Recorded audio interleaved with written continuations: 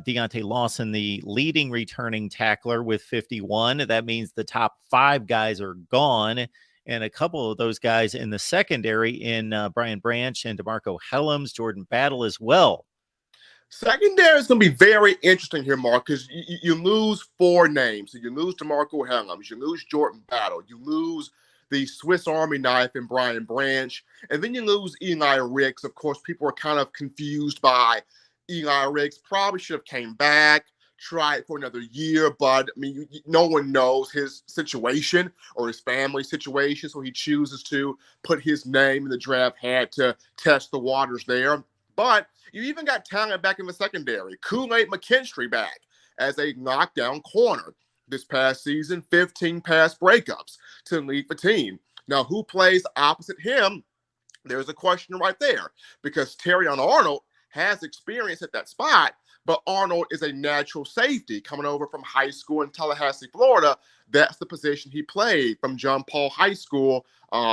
He played that safety spot there. So whether you have Earl Little playing at corner, Terrion Arnold playing at corner, that'll be an interesting battle right there.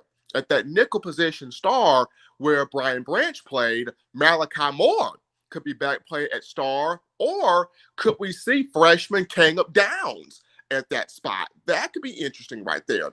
At the money position, the dime back spot, it could be Devontae Smith, the defensive back. It could be Christian Story, the safety. It could be Traquan Fagans right there. A lot of names you can pull from that dime back position playing close to the box. Now, at both safety spots, it could be Malachi Moore, free safety. It could be Caleb Downs, free safety.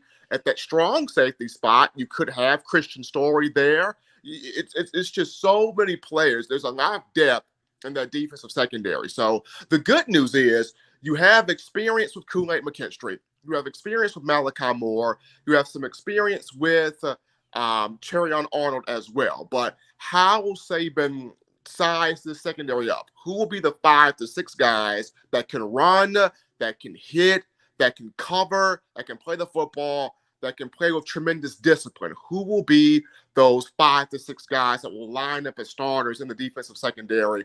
That back 5 to back 6 mark will be where my eyesight will be on. Because if you can have a knockdown, a legit formidable secondary, then this pays dividends for Alabama, because I think the pass rushers will be there. And I think the guys that they will have up front can get after the quarterback to help out that secondary. But if you can have a secondary that can create some turnovers, disguise some coverages, victimize some quarterbacks on the back end, then you really got yourself something. So spring ball, my eyes will definitely be on, aside from Kool-Aid McKinstry, Malachi Moore, and 1 or 2 other names. How will this secondary really shape up here?